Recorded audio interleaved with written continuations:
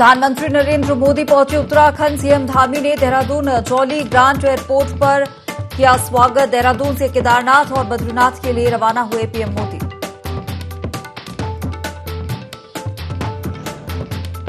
राज्यपाल और पूर्व सांसद तरुण विजय ने अरुणाचल के बच्चों से की मुलाकात। सभी बच्चों को दी दीपावली की शुभकामनाएं। राज्यपाल ने अरुणाचल में तैनाती के दौरान अपने अनुभव किए साझा।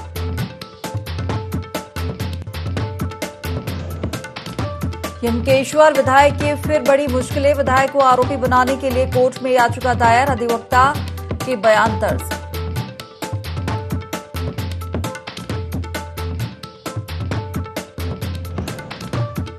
दीपावली में व्यवस्था बनाने के लिए एसडीएम मसूरी ने दिए व्यापारियों को निर्देश। आपसी सामंजस्य बनाकर माहौल रहे शांतिपूर्ण। आगजनी की घटनाओं से बचने को लेकर दिए निर्देश।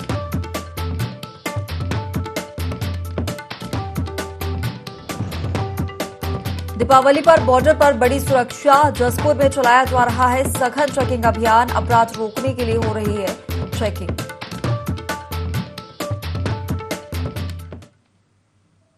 नमस्कार, बहुत स्वागत है आपका देवभूमि लाइव के इस खास बुलेटिन में। मैं हूं आपके साथ हिमांशा मेहता। बुलेटिन की शुरुआत करेंगे इस वक्त की बड़ी और अहम खबर के साथ जो केदारनाथ से मिल रही है। प्रधानमंत्री मोदी केदारनाथ पहुंचे और यहां पर उन्होंने पूजा अर्चना की।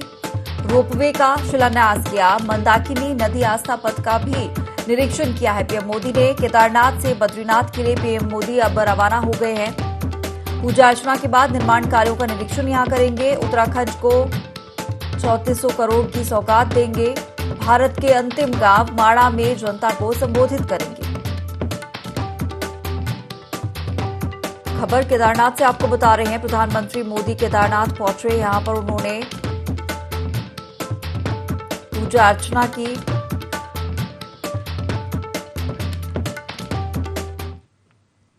चलिए और ज्यादा जानकारी के साथ हमारे principal correspondent Kailash Bisht live हमारे साथ जुड़ गए हैं।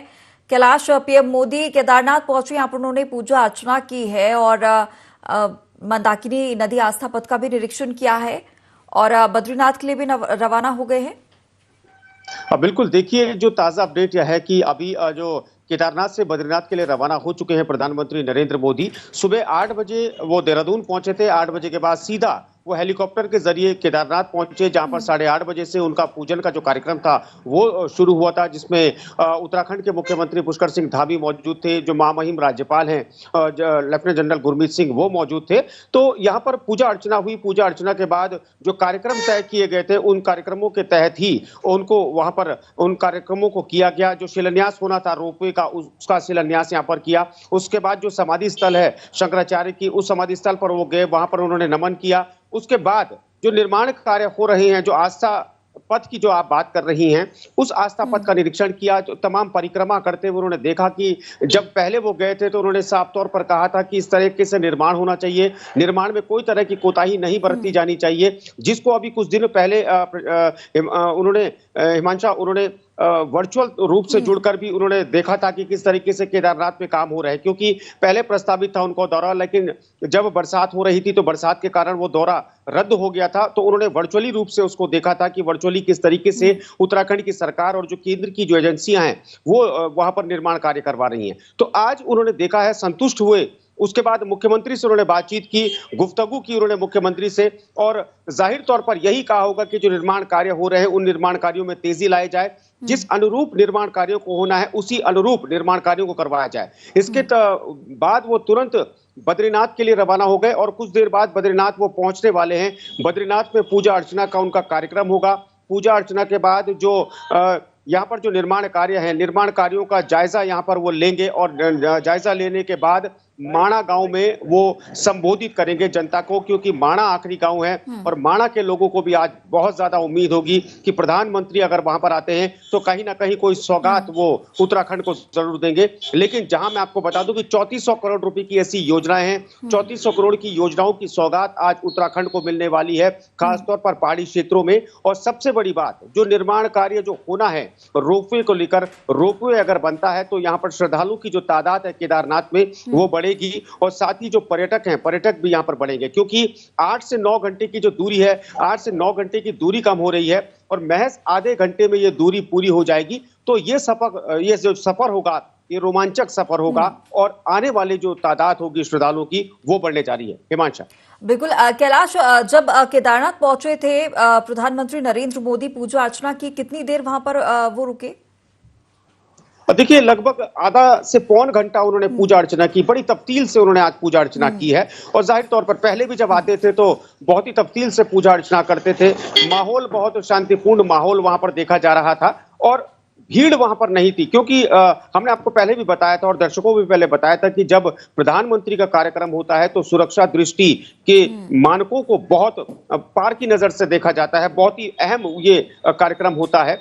खुद मुख्यमंत्री भी वहां पर उस पूजा के अंदर मौजूद नहीं थे, तो इतना कड़ा सुरक्षा घेरा था कि देश के माफ कीजिएगा, प्रदेश के जो मुख्यमंत्री हैं, प्रदेश के जो राज्यपाल हैं, उनको भी गर्भगृह में अंदर आने नहीं दिया गया था। तो उस दौरान सिर्फ प्रधानमंत्री अकेले थे और जो पूजन करवा रहे जो वहां पर जो ब्राह्मण थे वो वहां पर मौजूद थे। तो समय उन्होंने पूरा दिया है पूजन में। उसके बाद जो समय उन्होंने लिया है, जो कार्य उनके होने थे, जो कार्यक्रम उनके लगे थे, मिनट टू मिनट जो कार्यक्रम थे, उसी के तहत उन्होंने समय दिया है। लेकिन जाहिर तौर पर जब वहां से निकले तो हंसी उनके चेहरे पर थी, यानी कहा जा सकता है कि संतुष्ट नजर आ रहे हैं कि निर्माण कार्य जो हो रहे हैं केदारनाथ में। जी कैलाश, और भी आपसे जानकारी चाहूंगी। ये अक्सर देखा गया है कि प्रधानमंत्री नरेंद्र मोदी केदारनाथ और बद्रीनाथ में जो भी निरीक्षण जो कार्य होते हैं, जो निर्माण कार्य चल रहे होते हैं, उनका खुद ही वो पूरा निरीक्षण करते हैं, जानकारी लेते हैं किस तरीके का निर्माण हो रहा है और तमाम वो चीजें कितनी तेजी आ रही है और लगातार वो इसको लेकर जानकारी भी लेते रहते हैं।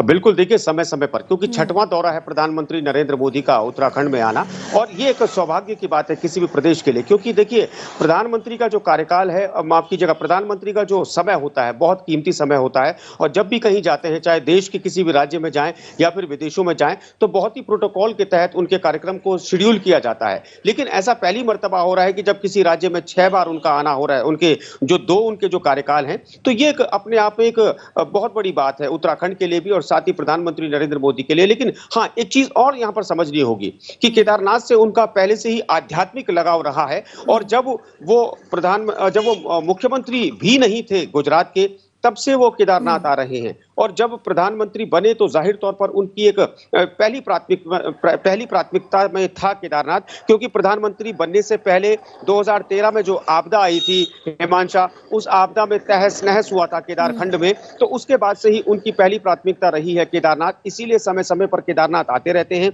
निर्माण कार्यों का जायजा लेते रहते हैं। और बद्रीनाथ की भी हम बात करें, बद्रीनाथ का जो धाम है वो भी बहुत पवित्र धाम है हिंदुओं का। यहाँ पर सिर्फ देश ही नहीं बल्कि विदेशों से भी यहाँ पर श्रद्धालु यहाँ पर दर्शनों के लिए आते हैं। वैकुंठ धाम बद्रीनाथ को कहा जाता है। तो जाहिर तौर पर दोनों ही धामों में इस वक्त जो मास्टर प्लान के तहत जो निर्माण कार्य चल रहे हैं वो प्राथमिकता है प्रधानमंत्री नरेंद्र मोदी की। उसके बाद मैं आपको एक चीज और यहाँ पर जानकारी दे दूं, आपके माध्यम से दर्शकों को भी ये जानकारी मिलनी चाहिए कि वाइब्रेंट विलेज योजना की शुरुआत भी आज प्रधानमंत्री नरेंद्र मोदी करेंगे। वाइब्रेंट विलेज योजना वही योजना है जिसके तहत जो बॉर्डर पर जो गांव हैं उन गांवों में सहूलियतें पहुंच सके, उन गांवों के लोगों को हर तरीके से यहाँ पर मुकम्मल इलाज मिल सके, शिक्षा मिल सके, रोजगार के संसाधन वहां पर एकजुट हो सके, रोजगार के संसाधन वहां पर बढ़ सके। तो वाइब्रेंट विलेज योजना के तहत ही इसको आरंभ आज किया जाएगा।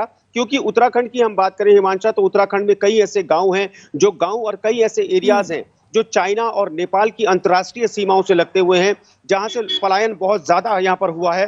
तो पलायन इस क्षेत्र से ना हो, इस क्षेत्र में जो लोग हैं, लोग इसी क्षेत्रों में रहें, तो कहीं ना कहीं वाइब्रेंट विलेज योजना की शुरुआत भी आज होने जा रही। बिल्कुल कैलाश, ये जानकारी भी सामने आ रही थी कि कहीं ना कहीं ऐसे जो छोटे छोटे गांव है उनको आदर्श गांव बनाने की भी तैयारी की जा रही है। हाँ बिल्कुल, देखिए चाहे आदर्श गांव की हम बात करें, वाइब्रेंट विलेज योजना इसमें एडिशनल है। आदर्श गांव इसलिए है कि आदर्श गांव के तहत अगर गांव में लोगों को सहूलियत मिलेगी हिमांशा, तो ये समझना इसमें कोई दो राय नहीं है कि लोग वहां से पलायन नहीं करेंगे। पहाड़ है, पहाड़ के बाद वहां पर पहाड़ जैसा जीवन है, विषम परिस्थितियां हैं और रोजगार अगर नहीं मिलेगा तो इंसान क्या करेगा? इंसान को मजबूरन पलायन करना पड़ेगा। और उत्तराखंड सरकार के लिए बहुत बड़ी चुनौती है उत्तराखंड में पलायन को रोकना।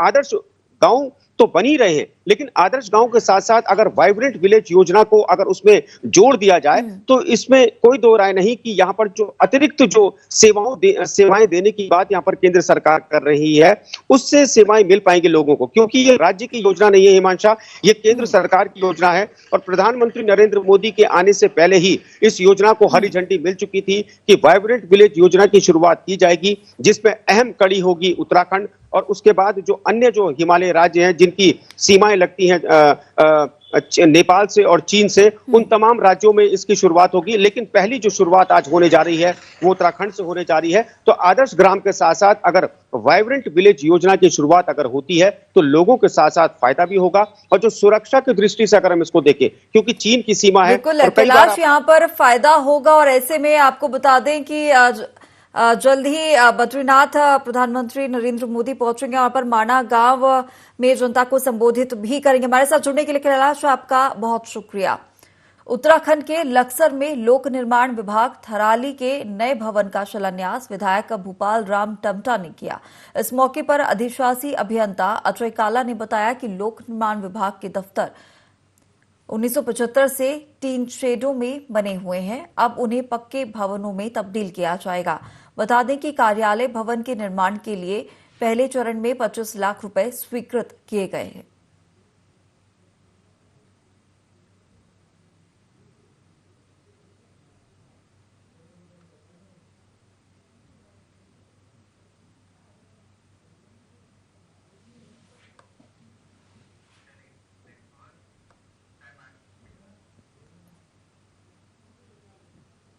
दीपावली त्योहार को लेकर लोहाघाट में पुलिस और व्यापारियों की बैठक आयोजित की गई, जिसमें थाना इंचार्ज जसवीर सिंह चौहान ने कहा कि व्यापारी धनतेरस और दीपावली पर भीड़ को देखते हुए दुकान के आगे सामान न लगाएं, पटाखों के विक्रय और भंडारण की समुचित व्यवस्था की जाए जिससे कोई हादसा न होने पाए।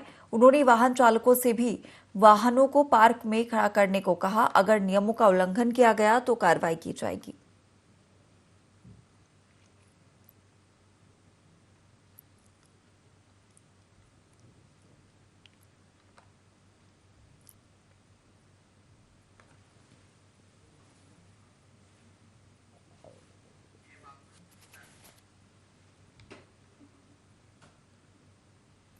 देश के प्रधानमंत्री नरेंद्र मोदी आज उत्तराखंड दौरे पर हैं। पीएम जब जौलीग्रांट हवाई अड्डे पर पहुंचे, इस दौरान राज्यपाल मुख्यमंत्री पुष्कर सिंह धामी, विधानसभा अध्यक्ष ऋतु खंडूरी भूषण और केंद्रीय राज्य रक्षा मंत्री अजय भट्ट ने उनका स्वागत और अभिनंदन किया।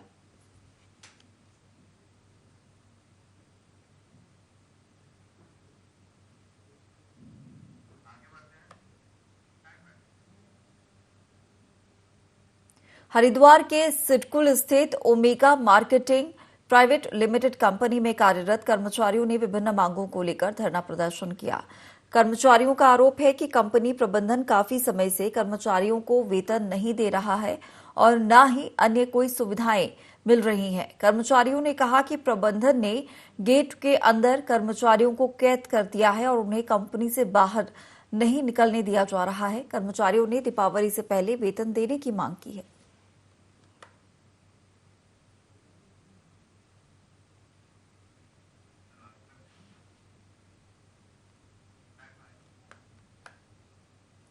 उत्तराखंड का पारंपरिक अनाज मंडुवा आज अंतर्राष्ट्रीय पहचान बन चुका है। वहीं इसे सबसे ज्यादा पहचान दिलाई है वो है गोविंद महर। उन्होंने बद्रीनाथ में चौलाई के पारंपरिक लड्डू बनाकर प्रसाद बनाने का भी काम किया, जिसे बद्रीनाथ आने वाले लाखों श्रद्धालु और पर्यटक खूब पसंद करते हैं। वहीं इन्हीं मुद्दों पर गोविंद महर से IND 24 के प्रिंसिपल करस्पॉन्डेंट कैलाश बिष्ट ने बातचीत की है। पहाड़ से हों और जो हमारे नेगी क्या गोविंद सिंह जी हैं, हम लगातार हर सीजन पे मिठाइयाँ यहीं से जाती हैं। जब ये गढ़वाल में भी थे तो वहाँ से, और जब से ये देहरादून आए हैं तब से तो और बढ़िया और उन्नत किस्म की मिठाइयाँ हैं। इनको लेकर के हम अपने रिश्तेदारों को, अपने बच्चों को बम्बई, कलकत्ता और दिल्ली तक हम इसको भेजते हैं। और भगवान से प्रार्थना है, बद्री विशाल से प्रार्थना है कि ये दिनों दिन उन्नति पाए के साथ 2016 से जुड़ा हूँ। तो ये काफ़ी, जब पहले शुरू में बद्रीनाथ में स्टॉल था, सबसे पहले मैं ही था वहाँ, तो काफ़ी अच्छा वो था प्रोग्रेस और रोज़गार का साधन है। जब मैं शुरू में था, 1 महीने की सेल जब लगभग 9.5 लाख रुपए की लगभग मैंने की, तो उसमें से जो रोज़गार था हमारा काफ़ी अच्छा था। लगातार प्रोत्साहन कर इस बार तो काफ़ी 2-3 सालों से मेहनत, चौलाई के बर्फ़ी और मंडुए के बर्फ़ी और जो लड्डू हैं तो काफ़ी फेमस। अभी हमारा स्टॉल प्रेजेंट टाइम पे बद्रीनाथ मनसा देवी में चल रहे, तो काफ़ी अच्छा प्रोत्साहन है रोज़गार का। सरकार का इसकी ओर थोड़ा ध्यान देती है तो काफ़ी अच्छा रोज़गार हो सकता है। किच्छा में कांग्रेस कमेटी के नगर अध्यक्ष अरुण तनेजा को पद मुक्त कर दिया गया है। उनकी जगह भूपेंद्र चौधरी को किच्छा का नया अध्यक्ष बना दिया गया। प्रदेश अध्यक्ष करण मेहरा ने मनोनयन पत्र जारी करते हुए नए अध्यक्ष के नाम की घोषणा की। भूपेंद्र चौधरी को किच्छा का नया नगर अध्यक्ष बनाए जाने के बाद कार्यकर्ताओं में खुशी की लहर है। कांग्रेसी विधायक तिलकराज बेहड़ के कार्यालय पर कांग्रेसियों ने नगर अध्यक्ष भूपेंद्र चौधरी का माल्यार्पण कर जोरदार स्वागत किया। कांग्रेस नगर अध्यक्ष भूपेंद्र चौधरी बबलू ने पार्टी हाईकमान का आभार व्यक्त करते हुए कहा कि पार्टी हाईकमान द्वारा दी गई जिम्मेदारियों का वे पूरी निष्ठा और ईमानदारी के साथ पालन करेंगे और सभी कार्यकर्ताओं को साथ लेकर पार्टी को मजबूत बनाया जाएगा। बबलू चौधरी जी को प्रदेश अध्यक्ष जी ने, करण मेहरा जी ने नगर अध्यक्ष की दोबारा जिम्मेदारी सौंपी है। पहले भी ये रह चुके हैं और क्योंकि यहाँ का हमारा संगठन जो था वो निष्क्रिय हो चुका था चुनाव के बाद से, और चुनाव के समय में भी काफ़ी हद तक निष्क्रिय था, तो पार्टी ने बदलने का फैसला लिया है। उनको हटाकर बबलू चौधरी जी को बनाया और उम्मीद है कि अब कांग्रेस और मजबूत होगी। मेहनत करेंगे। बबलू चौधरी जी अपनी कार्यकारिणी का जल्दी विस्तार करेंगे। पूरा अपना उत्तराखंड संगठन का, केंद्रीय संगठन का, जिसकी वजह से ये पद मिला, और हमारे गुरु माननीय विधायक तिलकराज बेहड़ जी की वजह से, जिनकी वजह से आज मैं पुनः इस पद पे फिर आया हूँ। ये पद पे मैं रह चुका हूँ नगर अध्यक्ष। पूरी कोशिश करूँगा जैसे पहले करता था, इस बार भी पूरी तरह से जोड़ के टीम को, कांग्रेस को मजबूत करना है। 2024 के लिए तैयारी करनी है। अभी से शीर्ष नेतृत्व का धन्यवाद देता हूं जिन्होंने मुझे दोबारा पद दिया। लोहाघाट के कई क्षेत्रों में ओलावृष्टि से किसानों की फसलों को भारी नुकसान हुआ है। फसल बर्बाद होने के कारण किसानों को आर्थिक नुकसान पहुंचा है। भारतीय किसान यूनियन भानु के जिलाध्यक्ष नवीन करायत ने बताया, ओलावृष्टि ने किसानों की कमर तोड़ दी है। किसानों के द्वारा लगाए गए टमाटर, मेथी, पालक, मटर पूरी तरह बर्बाद हो चुके हैं। किसानों ने प्रशासन से ओलावृष्टि प्रभावित क्षेत्र में जांच कर किसानों को मुआवजा देने की मांग की है।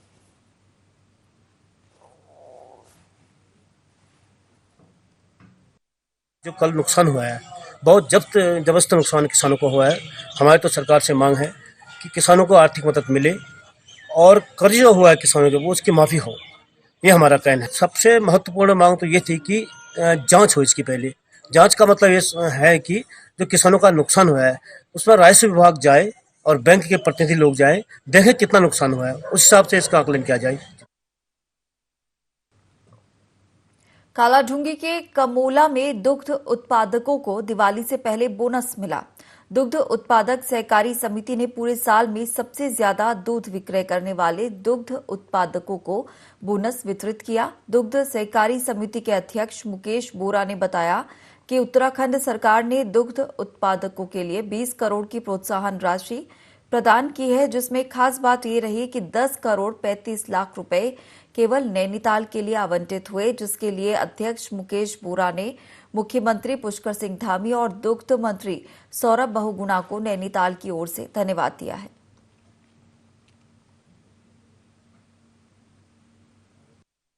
इस दीपावली के शुभ अवसर पर हमारे प्रदेश के माननीय मुख्यमंत्री पुष्कर सिंह धामी जी और हमारे जो विभागीय मंत्री माननीय दुग्ध विकास पशुपालन आदरणीय सौरभ बहुगुणा जी ने कल ही 20 करोड़ रुपए पूरे प्रदेश के दुग्ध उत्पादक जो 52,000 सदस्य उनके लिए जारी किया है। मैं उसके लिए अपनी ओर से, उत्तराखंड सहकारी डेयरी फेडरेशन और नैनीताल दुग्ध संघ आंचल परिवार की ओर से माननीय मुख्यमंत्री पुष्कर सिंह धामी जी और माननीय दुग्ध विकास मंत्री सौरभ बहुगुणा जी का धन्यवाद ज्ञापित करता हूँ, उनका अभिनंदन करता हूँ। बेहद खुशी हो रही है कि 20 करोड़ में से 10 करोड़ 35 लाख रुपए नैनीताल दुग्ध संघ के 29,000 दुग्ध उत्पादकों के लिए उन्होंने जारी करा है। आज हमारी सरकार ने कल ही जो बोनस 20 करोड़ रुपया पूरे दुग्ध संघ डेयरी को रिलीज कर दिया है, जो कि मुझे लगता है दिवाली के आसपास किसानों को मिल जाएगा, दुग्ध उत्पादकों को मिल जाएगा। इसी प्रकार आज जो चेयरमैन आए हैं यहाँ प्रशासक दुग्ध संघ के, उन्होंने घोषणा की है कि वो भूसे में भी 1800 रुपये 1600 रुपये किलो जो है उसे 1100 रुपये यानी 500 रुपये पर कुंटल का उसमें वो सब्सिडी देने वाले हैं। इस प्रकार जो सैलेज हरा घास होता है उसमें भी वो सब्सिडी दे रहे हैं। इसी प्रकार जो मिनरल्स है उसमें भी वो सब्सिडी दे रहे हैं। मैं समझता हूँ कि सरकार लगातार दुग्ध उत्पादकों के साथ खड़ी है। उत्तराखंड सरकार ने साल 2024 तक राज्य को टीबी मुक्त करने का लक्ष्य तय किया है। राष्ट्रपति ने 9 सितंबर 2022 को निक्षय मित्र टीबी मुक्त भारत अभियान की शुरुआत की थी। इसके तहत 2025 तक भारत को टीबी मुक्त करने का लक्ष्य रखा गया है। वहीं राज्य सरकार ने 2024 तक प्रदेश को टीबी मुक्त करने का लक्ष्य रखा है। इसके लिए राज्य सरकार ने इसकी शुरुआत कर दी है और जन जागरूकता के साथ निक्षय मित्र बनने की अपील की जा रही है। प्रभारी स्वास्थ्य सचिव डॉक्टर आर राजेश कुमार ने नर्सिंग कॉलेज छात्रावास के निर्माण की भवन, चिकित्सा शिक्षा विभाग और 108 सेवा का औचक निरीक्षण किया।